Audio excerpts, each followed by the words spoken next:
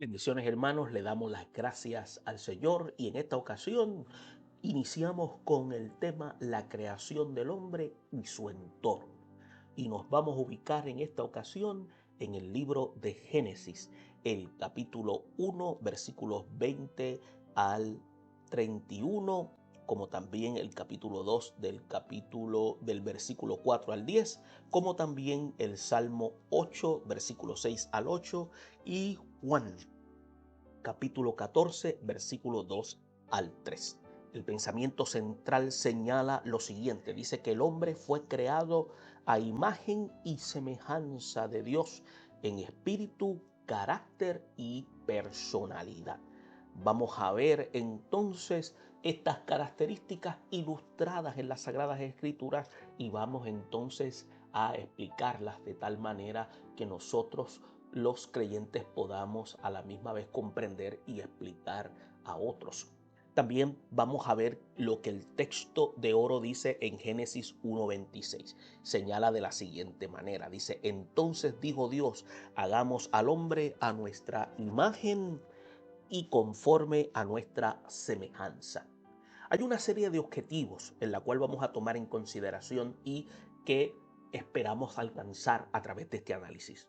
Comprender el acto divino de la creación del hombre, concientizar de que la imagen de Dios es real en cada uno de los seres humanos y permitir que se cumpla el propósito de Dios en cada creyente renacido en Cristo.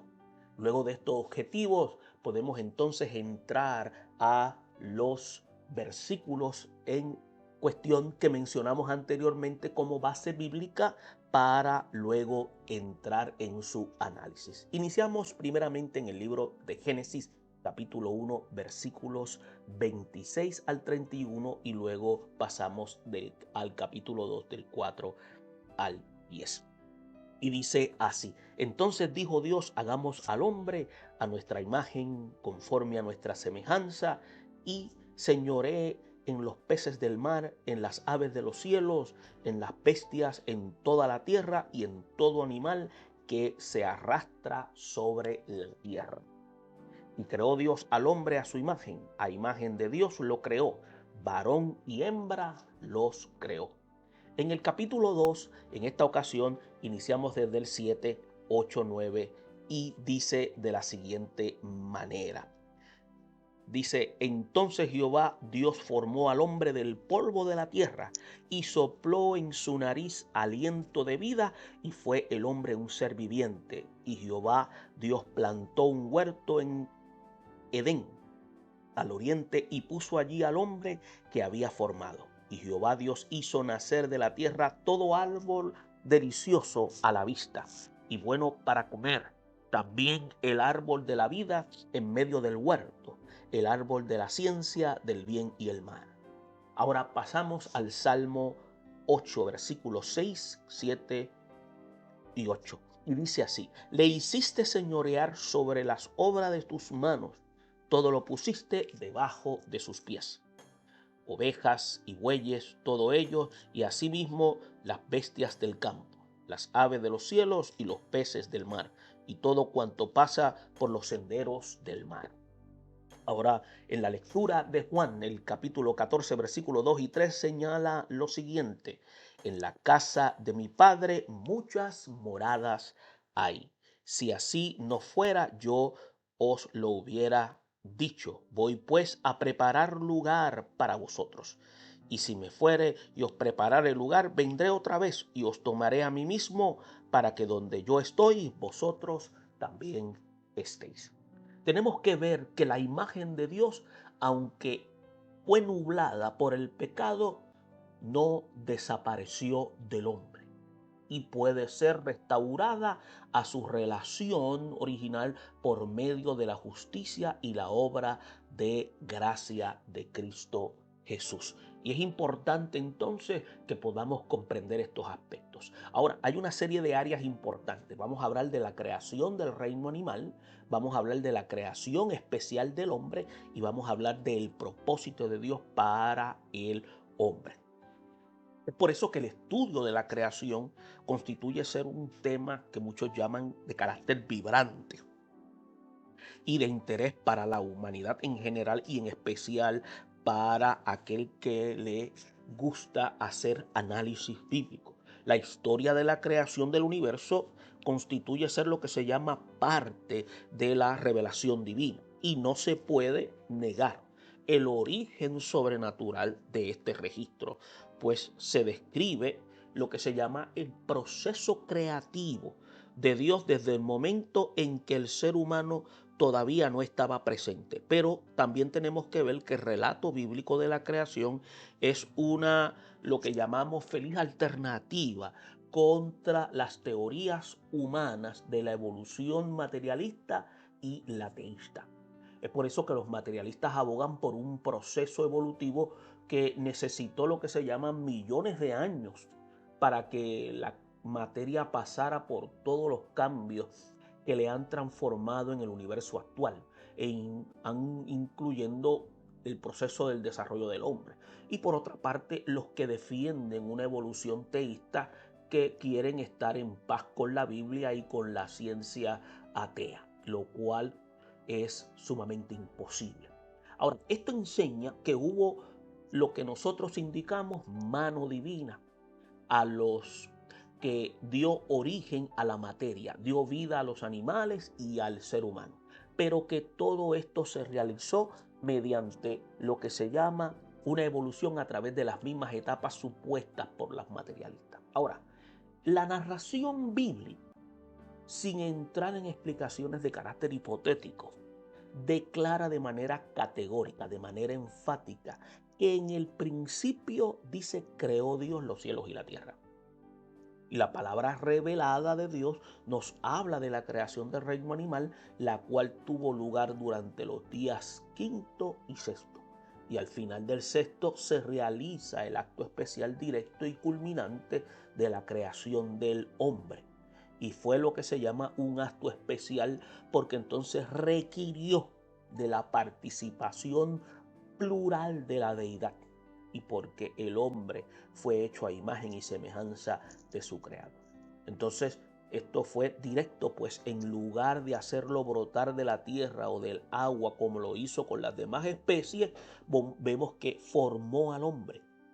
Fue culminante, porque en el hombre se unieron las dos sustancias, la materia, el espíritu, y porque este nuevo ser entonces es colocado a la cabeza de toda la creación.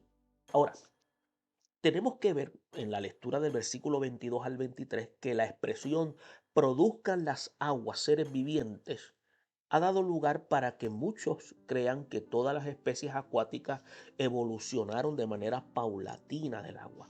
Sin embargo, tomando en cuenta la especificación de días, de tardes y mañanas y en vista de que todo lo que se produjeron las aguas en los versículos 20 y 23 sucedió en el quinto día, que tenemos que ver que a pensar que en el poder de la palabra creadora de Dios se realizó. Y en este caso el agua vino a ser lo que se llama el agente por el cual Dios dio existencia a las criaturas acuáticas. La misma orden dio también el Creador en el versículo 11 para dar vida al reino vegetal. Y también es interesante la información que se da en el versículo 21, cuando dice que creó Dios los grandes monstruos marinos. Y la palabra usada en el hebreo es el término taninín, que significa o designa enormes ballenas y otros animales gigantes del mar, así como los hidrosaurios, los lagartos y los cocodrilos. Y también se puede contar entre otros grupos los dinosaurios, reptiles, fósiles de gran tamaño, y cuya existencia perteneció a un periodo de carácter muy remoto. Ahora, en esto se ha basado muchas teorías que le asignan a la Tierra una edad mucho más avanzada que los 8.000 a 10.000 años. Y es por eso que tenemos que ser cuidadosos en el análisis de la lectura bíblica, porque hay una serie de misterios que muchos de nosotros desconocemos. Ahora, en el versículo 20, la expresión y aves que vuelan sobre la tierra han hecho que muchos piensen que las aves se originaron de los peces o que por lo menos tuvieron un origen acuático. Pero eso lo que hace es que contradiría la declaración de Génesis 2:19. Lo que sucede es que en el versículo 20 usted va a ver que se da un resumen general de lo que Dios creó en el día quinto. En la creación del reino animal se ve una escala ascendente. Por eso es que primero aparecen los animales del agua, luego surgen las aves del cielo. Entonces usted va a ver la diversidad de aves, que son como llaman las 9 órdenes y sus ramificaciones, y habrá de ser también junto con los demás animales recursos para la vida de seres superiores que Dios planeaba también crear, como también incluye el aspecto especial que es el ser humano. Ahora, en los versículos 24 y 25 no podemos olvidar que encontramos el orden creador a la materia prima para la creación de más especies. En el sexto día dice, produzca la tierra seres vivientes. Entonces, esto es lo que se ha dado en llamar actos de creación general, porque Dios no se detiene a crear cada clase en particular, sino da una orden, lo que se llama una orden amplia, generalizada. Y esta vez aparece sobre la tierra las bestias, entre las cuales se podrían mencionar una interminable lista de cuadrúpedos, tanto herbívoros como carnívoros. Los mamíferos, entonces, como también se dividen en 13 órdenes y se subdividen en clases y familias, como la variedad inmensa y también de carácter balanceado. Ahora, también fueron creadas las serpientes en el sexto día, y estos son reptiles ofidios, los cuales se movilizan con un sistema de bandas o de anillos. También hay que ver en el versículo 25 otro resumen. Se enumeran las especies creadas en la del día sexto. Los animales de la tierra ya se han mencionado, las aguas, también la expansión, y aquí se habla de las bestias salvajes y domésticas, el ganado y todo animal que se arrastra sobre la tierra, los reptiles, entre los cuales están los quelonios, como las tortugas, y los saurios, como las iguanas y todas las especies parecidas a ellas. Entonces, al finalizar el versículo 25, usted va a encontrar una frase muy significativa. Dice, vio Dios que era bueno. Y esta declaración llegó a convertirse en lo que se llama el estribillo, entonces, de un himno de la creación, y se encuentra aproximadamente como unas 7 veces en el capítulo 1. Usted lo va a encontrar en el versículo 4, en el versículo 10, en el versículo 12, en el versículo 18, en el versículo 25, en el versículo 31.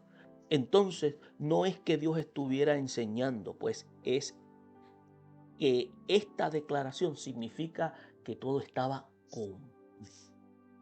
Entonces, que la obra perfecta de sus obras estaba todo de una manera de acuerdo a como Él lo había establecido. También vamos a ver lo que es la creación especial del hombre. Es por eso que en el versículo 26, cuando dice empieza en el verbo hagamos, lo cual insinúa varias cosas, porque aquí se está hablando en un término plural. Entonces revela algo más de Dios y su obra. Por el número plural de este verbo han surgido lo que se llaman diversas teorías. Algunos han tratado de explicarlo diciendo que se trata de un plural de majestad, como cuando el rey dice hagamos, aunque ejecuta la acción de un solo. Pero en esa es una costumbre que apareció hasta que hace pocos siglos. Otros han dicho que Dios consultó a los ángeles, pero eso haría al hombre una criatura hecha en parte por otras criaturas. Y aún otros piensan que Dios está hablando a solas, como si fuera lo que se llama un soliloquio, pero las cosas que él lo está haciendo es de carácter innecesario. Tenemos que ver que aquí, de manera categórica, está hablando la deidad misma. Y cuando dice hagamos, concuerda con el nombre de Elohim, usando todo el capítulo introducido como Dios, pero cuya terminación in lo hace en un nombre plural. No se insinúa que haya varios dioses, pues los verbos se usan en singular. Lo que se establece es la unidad en la pluralidad. Entonces, cuando dice hagamos al hombre, se ve esa pluralidad en la unidad divina. Entonces, para muchos cristianos, estas son las primeras insinuaciones de un tanto veladas de la Trinidad de un solo Dios.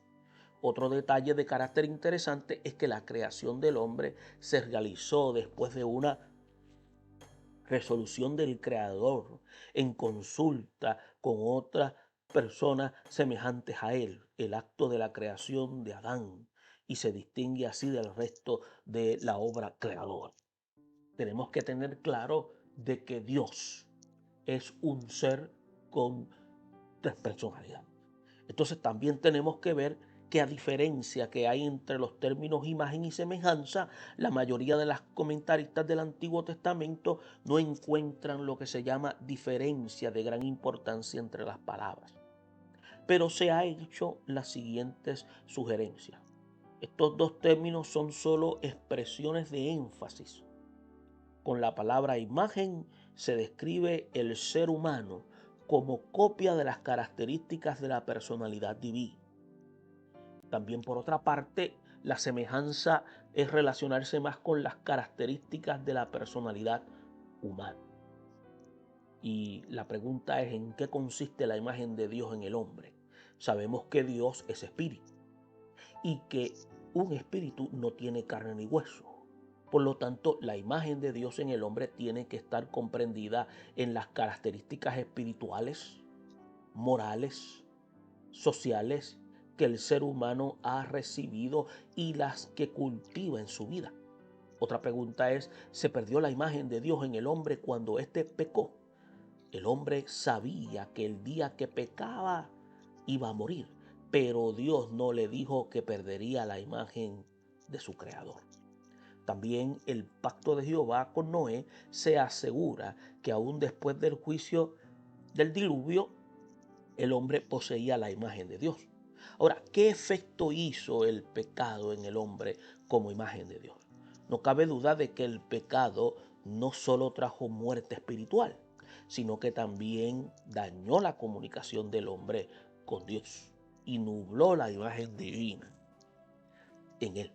Pero Cristo puede restaurar los que por medio de él vienen al Padre y les imparte lo que se llama justicia, con lo cual vienen a ser nuevas criaturas. Ahora, los materialistas modernos creen que todo lo que hay en el hombre es materia. Los evolucionistas enseñan que el ser humano es el resultado de una cadena inmensa de cambios a través de todas las formas de una vida, desde una larva hasta un primate. Por eso mismo creen que todo lo que hay en el ser humano ha sido heredado de sus ancestros, los animales. Pero la palabra de Dios, sin ningún tipo de rodeo ni complicaciones, declara al hombre como un ser compuesto de dos sustancias básicas: tierra y espíritu. Y según la descripción, Dios mismo formó al hombre del barro. De ahí el hombre Adán, que puede significar terreno o rojizo. Y esto queda lo que se llama confirmado con los pasajes de Génesis capítulo 3 versículos 19 y a la misma vez con Eclesiastés 12:7. Ahora, hay más materia en el hombre. Entonces Dios sopla en su nariz aliento de vida, con lo cual se distingue radicalmente todas las demás criaturas. Y esta parte del ser humano se comprueba a cada instante con su conciencia de Dios y sus aspiraciones del más allá. El joven Eliú estaba consciente de los aspecto espiritual de su ser cuando habló de sus compañeros. Y Jesús explicó que el espíritu es el que da vida. La carne es materia muerta. Lo que la vivifica es el soplo de Dios. Entonces, este elemento sale del ser humano cuando expira. Y es por eso que debemos tener estos aspectos sumamente claros en nosotros. Y es importante el poder ver todas estas características que se hacen evidentes a través de la declaración de las Escrituras. En el pasaje se enfatiza el cuidado de Dios por el hombre, tal como dijo en Génesis el versículo 27 y 30 de este capítulo 1. Adán fue honrado con llevar así la imagen de su creador para luego convertirse en su representante en la tierra. Algunos han pensado que Moisés hizo uso de los relatos independientes y distintos al origen sobre la creación. Pero los que creemos en la revelación divina de la Escritura, estamos seguros de que estas son las versiones del mismo autor, las cuales se complementan mutuamente. Y además, el que estudia de forma cuidadosa nota que en la primera sección del versículo 12 y 3 se describe la creación en general y grandes rasgos. En el cambio, en el segundo relato se concentra en la atención del hombre, su naturaleza, su medio ambiente, su esposa, su tentación, caída y su salida del huerto del Edén. Ahora, entramos al Salmo 8, versículos 6 y 8. Y cada parte de la creación de Dios fue hecha con un objetivo de carácter específico. El hombre, como corona de la creación, también ocupa lo que se llama un lugar de carácter predominante en los planes de Dios. En primer lugar, como se afirma en los dos pasajes de Génesis que tenemos